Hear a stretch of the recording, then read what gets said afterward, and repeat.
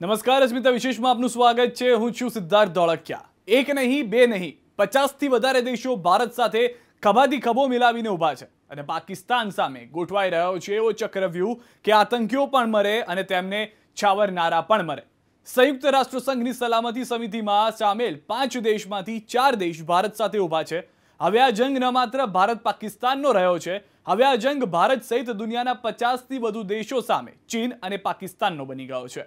કેવી રીતે આ જંગમાં ઘૂંટણીએ પડશે આતંકીઓના આકા, જોઈશું અસ્મિતા વિશેષ પાકિસ્તાનની ઘેરાબંધી।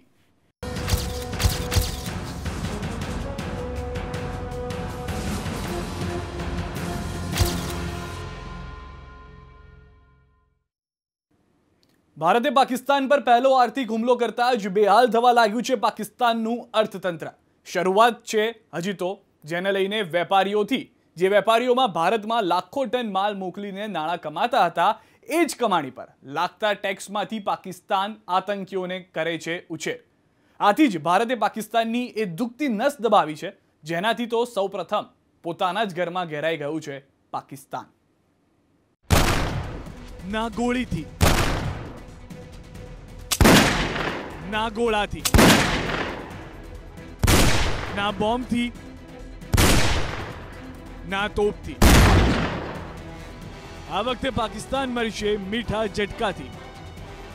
જી હા, આ સાંભળી તમને થોડું આશ્ચર્ય થશે, પરંતુ બોમ્બ, ગોળા અને બારૂદ વગર પાકિસ્તાનને ભૂપાઈ દેવા માટે ભારતે જે ચક્રવ્યૂહ તૈયાર કર્યો છે, તેનો એક મોટો હિસ્સો છે ખારેક।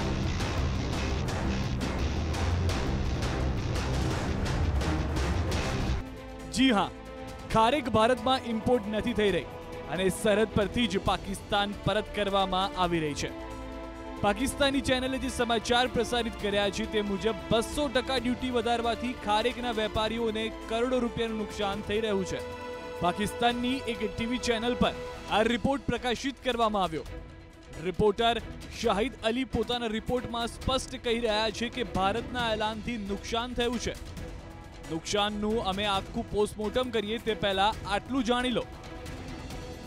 ખારેક અને ખજૂર એક જ ઝાડ પર થાય છે। પાકિસ્તાનમાં ખારેકનું મોટા પાયે ઉત્પાદન થાય છે। દર વર્ષે લગભગ 7 લાખ ટન ખજૂર પકવે છે પાકિસ્તાન। પાકિસ્તાન દુનિયાનું ત્રીજું સૌથી મોટું ખજૂરનું નિકાસકાર છે। 1 લાખ ટન खारेक દર વર્ષે मात्र भारत જ મંગાવે છે। मजीद तफसीलात हासिल करेंगे नुमाइंदा बोल न्यूज शाहिद अली से। शाहिद अली, अपडेट कीजिएगा। जी, सूरत हाल ये है कि भारत की जो है वो दुश्मनी हर सतह पर नजर आ रही है और देखिए कि पाकिस्तान से अरबों रुपए का छुआरा जो है वो भारत एक्सपोर्ट किया जाता है। इस वक्त जो है वो वाघा बॉर्डर पे सैकड़ों ट्रक जो है छुआरे से लगे हुए खड़े हैं, लेकिन 200% ड्यूटी बढ़ाए जाने के बाद अब अगर 15 लाख रुपए का माल एक ट्रक में है तो उस पर 30 लाख रुपए की ड्यूटी आयद कर दी गई है। जाहिर है ये बहुत बड़ा फैसला ये भारत ने जो किया है पाकिस्तान के खिलाफ, जिसकी वजह से यहाँ पर ताजिर जो है उनको करोड़ों रुपए का नुकसान हुआ है। दर्जनों ट्रक जो यहाँ से लाहौर के रास्ते में थे वो अब वापस हो रहे हैं। दोहरा नुकसान ताजिरों को उठाना पड़ा है। 200% टैक्स बढ़ाए जाने के बाद अब ये मुमकिन नहीं रहा कि पाकिस्तान से ये अरबों रुपए का जो छुआरा है वो भारत भेजा जा सके। इस वक्त जो है वो छुआरा मार्केट के ताजिर जो है वहाँ तकरीबन कारोबार बंद हो चुका है, वो सख्त परेशानी का शिकार हैं। यहाँ दर्जनों ट्रक जो है वो वापस आ रहे हैं, जिनमें से ये छुआरा वापस उतारा जा रहा है। दोहरा नुकसान ताजिरों को उठाना पड़ रहा है। અને હવે ખજૂરમાંથી ખારેક બનવાની પ્રક્રિયા તમે પાકિસ્તાનની ચેનલના આ રિપોર્ટથી સમજો। પાકિસ્તાનના વેપારીઓ વર્ષોથી ખારેકને ભારત મોકલવાની સરકારી પ્રક્રિયાથી પરેશાન છે। હવે પાકિસ્તાન આતંકીઓ સાથે ઊભા રહીને પોતાના દેશના વેપારીઓ અને ખારેક ઉત્પાદકોની મુસીબત વધારી રહ્યું છે। रोड़ी से लेकर इंडिया तक हमारे छुआरे की पहले तो चोरी बहुत होती है। जब इंडिया माल पहुंचता है उधर हमारे साथ मसाइल हैं जो ज्यादा से ज्यादा इस साल 2010 में जनवरी से लेकर हमारे सामने आए। 40 सेंट से हमारी एलसी खुलती थी, अभी जो है उन लोगों ने कहा कि एलसी आपकी 40 सेंट से खुलेगी, लेकिन टैक्सेस आपको 75 सेंट के साथ देने पड़ेंगे। हम लोग मजबूर बैठे हैं, कोई हमारे से तावन नहीं करता है। पाकिस्तान की गवर्नमेंट हमसे तावन नहीं करती है। ठीक है, जब हमारे से पाकिस्तान की गवर्नमेंट तावन नहीं करती तो ये चीज हम कहां से कहां तक लेके जाएंगे इसको। પાકિસ્તાનના વેપારીનું આ નિવેદન 10 વર્ષ જૂનું છે, પરંતુ આજની પરિસ્થિતિએ આ વેપારીઓને વધુ મુશ્કેલીમાં મૂકી દીધા છે અને એના માટે દોષિત કોઈ અન્ય નહીં પણ પાકિસ્તાનના શાસકો જ છે, જે આતંકીઓના મદદગાર છે. પાકિસ્તાની ચેનલનો જૂનો રિપોર્ટ જોતા લાગે છે કે ખજૂર અને ખારેકનો વેપાર પહેલેથી જ મુશ્કેલી ભર્યો હતો અને હવે પાકિસ્તાનના પાપે પાકિસ્તાનના આ ખેડૂતો તેમજ વેપારીઓની જિંદગીને દોજક બનાવવાની દિશામાં છે. ખારેક અને ખજૂર જેવી જ સ્થિતિ અન્ય ચીજ વસ્તુઓના વેપારીની છે.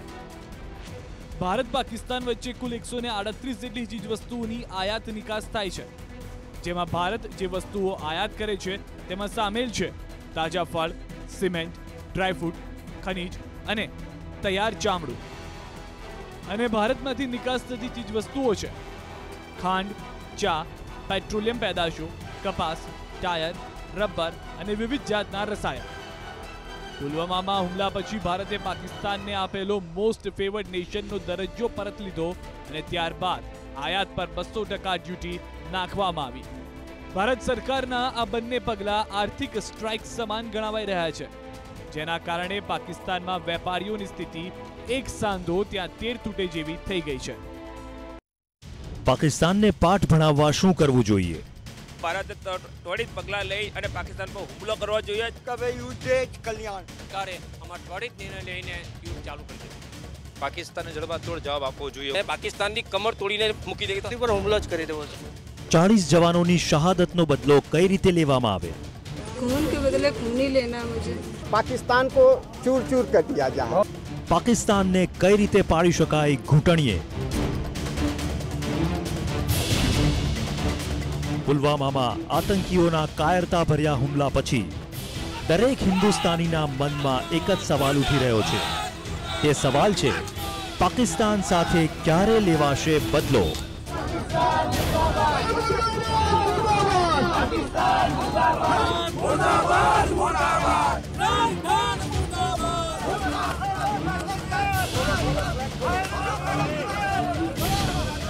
मैं आतंकी संगठनों को और उनके सरपरस्तों को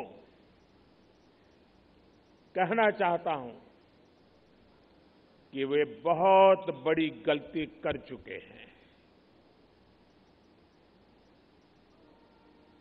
बहुत बड़ी कीमत उनको चुकानी पड़ेगी. ભારતીય સેના શું કાર્યવાહી કરશે, ક્યારે કરશે અને કેવી રીતે કરશે? गुस्से के अंदर कोई चीज हड़बड़ाहट में नहीं की जाती. हर चीज को सोच समझकर ठंडे दिमाग से किया जाता है और मुझे पूरा भरोसा है हमारे देश के नेतृत्व पर कि वो हर चीज को सोच समझकर सही समय पर सही जगह पर इसका जवाब देंगे. પ્રથમ વિકલ્પ સર્જિકલ સ્ટ્રાઇક. પુલવામા હુમલા પછી દેશવાસીઓ પાકિસ્તાન પર સર્જિકલ સ્ટ્રાઇક પાર્ટ 2 કરવાની માંગ કરી રહ્યા છે, પરંતુ સવાલ એ છે કે અત્યારે સર્જિકલ સ્ટ્રાઇક કરવી યોગ્ય રહેશે? શું પાકિસ્તાન પર અત્યારે સર્જિકલ સ્ટ્રાઇક કરી શકાય તેમ છે?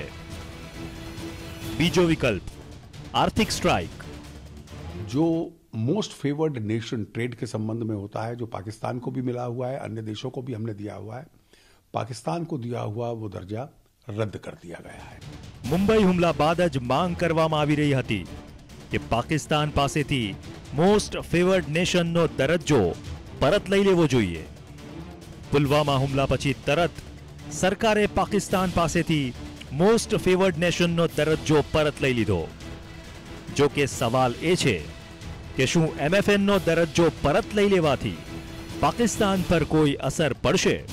તમને જણાવી દઈએ કે જે દેશને MFNનો દરજ્જો મળેલો હોય છે તે દેશને વ્યાપારમાં ઘણી બધી છૂટ મળે છે. મોસ્ટ ફેવર્ડ નેશનનો દરજ્જો પરત લીધા પછી પાકિસ્તાનથી આયાત થનાર માલ પર 200% ટેક્સ લગાવી દેવામાં આવ્યો છે.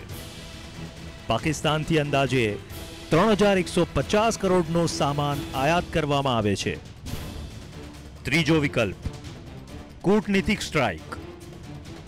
હુમલા પછી ભારતે તરત પાકિસ્તાનના રાજદૂતને બોલાવ્યા, ચેતવણી આપી અને સાથે જ બીજા દેશોના રાજદૂતોને પણ હુમલાની જાણકારી આપી, જેનાથી પાકિસ્તાન સામે બીજા દેશને પણ ભારતની સાથે લાવી શકાય. જો કે સવાલ એ છે કે કૂટનીતિક સ્તરે પાકિસ્તાનની ઘેરાબંધી કઈ રીતે કરી શકાય. કૂટનીતિક સ્તરે કરવામાં આવેલી કાર્યવાહીનું જ એ પરિણામ છે કે હુમલા પછી ભારતને અત્યાર સુધીમાં વિશ્વના 50થી વધુ દેશોનું સમર્થન મળી ચૂક્યું છે, જેમાં અમેરિકા, રશિયા, જર્મની અને ઇઝરાયલ જેવા દેશો પણ સામેલ છે. ચોથો વિકલ્પ, મસૂદ અઝહર પર સ્ટ્રાઇક. પુલવામા હુમલાની જવાબદારી આતંકી સંગઠન જૈશ-એ મોહમ્મદે લીધી છે, જેનું સરનામું પાકિસ્તાનમાં છે અને તેનો પ્રમુખ મૌલાના મસૂદ અઝહર એ પણ પાકિસ્તાનમાં જ છુપાયેલો છે. હુમલા પછી પાકિસ્તાન તેનું સરનામું અનેકવાર બદલી ચૂક્યું છે. તેને ડર છે કે ક્યાંક ભારત મસૂદ અઝહર પર હુમલો ન કરી દે, પરંતુ તેને પણ ખબર છે કે મસૂદ અઝહરને બચાવવા માટે ચીન તેમની સાથે છે. જ્યારે ભારતે સંયુક્ત રાષ્ટ્ર સુરક્ષા પરિષદમાં મસૂદ અઝહરને આતંકી જાહેર કરવાની માંગ કરી છે, ત્યારે ચીને પોતાના વીટો પાવરનો ઉપયોગ કરી તેને બચાવી લીધો છે. જેથી સવાલ એ છે કે મસૂદ સામે સકંજો કસવા ચીનને કેવી રીતે ઝુકાવવું. પાંચમો વિકલ્પ, ફાઇનલ સ્ટ્રાઇક, એટલે કે પાકિસ્તાન પર સીધો હુમલો. પાકિસ્તાન સાથે સીધું યુદ્ધ. અત્યાર સુધીમાં પાકિસ્તાન સાથે 4 યુદ્ધ થઈ ચૂક્યા છે. ચારેય વાર પાકિસ્તાને શરૂઆત કરી અને ચારેય વાર પાકિસ્તાનની ભૂંડી હાર થઈ. 71ના યુદ્ધમાં તો તે 2 ભાગમાં વહેંચાઈ ગયું. હિન્દુસ્તાનની પીઠમાં આટલી વાર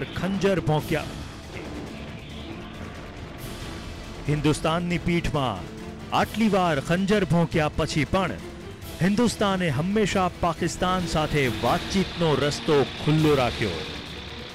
હંમેશા ભારતે બંને દેશોના સંબંધોને સુધારવા માટે વાતચીતનું પગલું ભર્યું, પરંતુ દરેક વાર તેને પાકિસ્તાન તરફથી વિશ્વાસઘાત મળ્યો. તો શું હવે પાકિસ્તાનને પાઠ ભણાવવા માટે યુદ્ધ એ જ અંતિમ વિકલ્પ છે? પાકિસ્તાનને પણ ખબર પડી ગઈ છે કે તેણે મોટી ભૂલ કરી નાખી છે. તેને પણ હવે યુદ્ધનો ડર સતાવી રહ્યો છે. તેનો આ ડર પાકિસ્તાનની ન્યૂઝ ચેનલ્સમાં સ્પષ્ટ જોઈ શકાય છે. પાકિસ્તાનના શ્વાસ અટકેલા છે, કારણ કે તે જાણે છે કે ભારત તરફથી દરેક એ પ્રયાસ કરવામાં આવશે જેનાથી પાકિસ્તાનને પાઠ ભણાવી શકાય. પછી તે સૈન્ય કાર્યવાહી હોય કે તેને ઘૂંટણીએ પાડવાના બીજા પ્રયાસો હોય.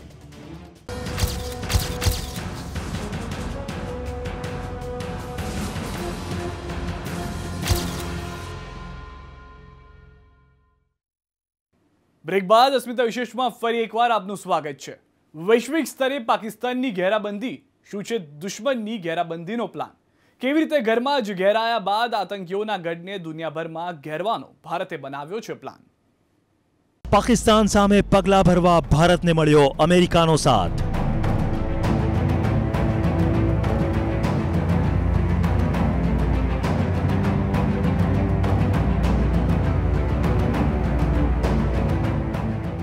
મસૂદ અઝહર અને હાફિઝ સઈદને નરકમાં પહોંચાડવા ભારતને મળ્યો ઇઝરાયલનો સાથ.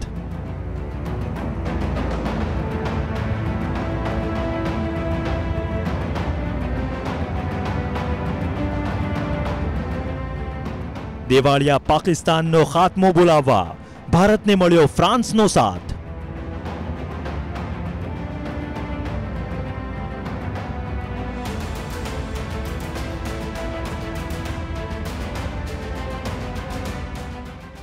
આતંકીઓના ખાત્મા માટે ભારતને મળ્યો યુએઈનો સાથ.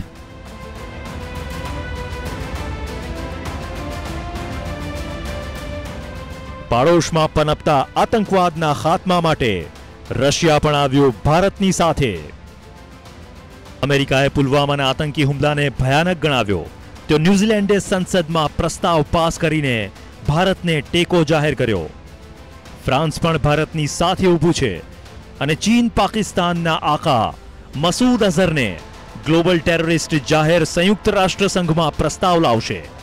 ઇઝરાયેલે તો પુલવામા હુમલાની તપાસમાં પણ ભારતને મદદ કરવાની ખાતરી આપી છે. દુનિયાના તમામ મોટા દેશોએ પાકિસ્તાનને લીધું સાણસામાં. સફળ થઈ રહી છે ભારતની ચાલ. પાકિસ્તાન થઈ રહ્યું છે બેહાલ. તો અસ્મિતા વિશેષમાં આવતીકાલે ફરીથી મળીશું એક નવા વિષય સાથે. દેશ, પ્રદેશ અને દુનિયાના તમામ સમાચાર માટે આપ જોતા રહો એબીપી અસ્મિતા, ગુજરાતની અસ્મિતા.